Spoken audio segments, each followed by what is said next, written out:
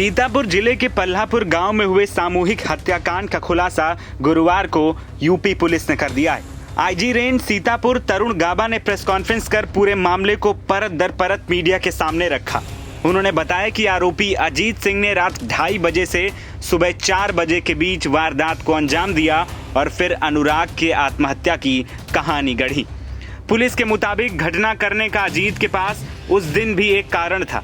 रात में केसीसी का लोन चुकाने को लेकर उसकी परिजनों से बहस हुई थी। जिस असलहे से वारदात को अंजाम दिया गया था वो घर में ही मौजूद था।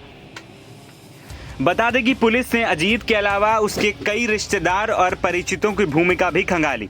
सभी मोबाइल नंबर की कॉल डिटेल खंगाली और लोकेशन देखी, लेकिन अब तक जांच में किसी अन्य की वारदात में भूमिका नहीं पाई गई है।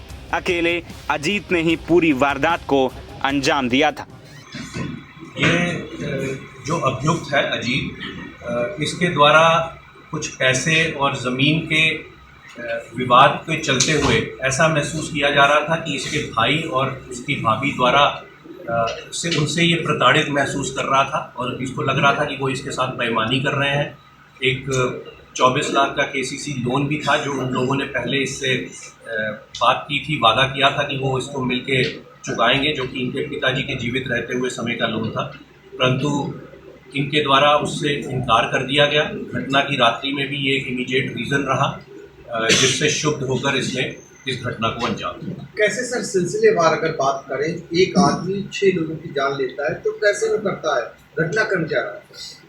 देखिए, घटनाक्रम जैसे मैंने बताया कि जब हत्या के केस की विवेचना शुरू हो गई, जब ये स्पष्ट हो गया कि 6 लोगों की हत्या की गई है, उसके बाद जो ये अपने आप को चश्मदीद गवाह बता रहा था उससे भी गहनता से पूछताछ की गई।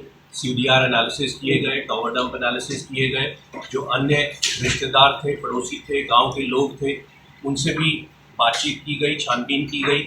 जो प्रदर्श घटनास्थल पर बरामद हुए, जो कुछ दस्तावेज भी बाद में विवेचना में प्राप्त किए गए, उनसे ये स्पष्ट हुआ कि अभियुक्त अजीत द्वारा स्वयं ही इस घटना को कारित किया गया है। जहाँ तक घटनाक्रम का बात है तो इसने सिलसिलेवार फर्स्ट फ्लोर से शुरू करके पहले अपनी भाभी को इस घटना का अंजाम बनाया, उसके बाद नीचे ग्राउंड फ्लोर पे आके इसकी माँ जिनको जानकारी हो गई थी उन पे वार किया, अपने भाई पे वार किया और फिर एक एक करके बाकी बच्चों को भी इसने इस घटना का अंजाम बनाया। जो विस्तृत इसके बयान हैं उनकी हमने सत्यापन अन्य जो साक्ष्य हैं उनके आधार पे करा लिए हैं और तदनुसार हम आगे विधिक कार्रवाई करेंगे। सर, ये सबको मारने के लिए पहले से प्लान अपना एक दिन बना लिया था या फिर कोई साक्ष्य न बचे इसलिए मार दिया सब कुछ? देखिए, ये पूर्व में ही अपने भाई और खासकर अपनी भाभी से प्रताड़ित महसूस कर रहा था। इसको लगता था कि भाभी भी है जो वो भाई को सही निर्णय नहीं लेने दे रही और इसके खिलाफ वो लोग जा रहे हैं। तो इसका जो अब तक विवेचना हुई है इससे ऐसा लग रहा है कि ये अपने भाई और भाभी को इस घटना का अंजाम बनाना चाहता था, परंतु बाकी लोग जो कि घटना के बारे में जान गए तो इस कारण से उसको उनके खिलाफ भी ये घटना का। सर, ये माँ को किस चीज़ से मारा है? देखिए, ये विवेचना के बिंदु है, साक्ष्य है, उनको अलग से विधिक रूप से औचित्यपूर्ण नहीं होगा कि उसको एक एक चीज़ को यहाँ पे साक्ष्य को प्रस्तुत किया जाए, परंतु हमारे पास पर्याप्त साक्ष्य आ गया है जिसको हम न्यायालय में प्रस्तुत कर रहे हैं। सर, पत्नी की क्या भूमिका रही इसमें? क्या कुछ ऐसी भूमिका रही? देखिए, इसकी पत्नी और अन्य रिश्तेदारों उन सबकी भूमिका के संबंध में गहराई से छानबीन की गई थी, जांच की गई थी कि उनकी लोकेशंस क्या रही हैं, क्या उनकी वार्ता हुई है, क्या जानकारी उनको थी, उस संबंध में विस्तृत विवेचना की गई है, परंतु अब तक की विवेचना से किसी अन्य रिश्तेदार का इसमें रोल नहीं आया। इस घटना में सर कितने लोग और लोग शामिल हैं? एक ही के द्वारा घटना की गई कि और लोग इसमें शामिल हैं?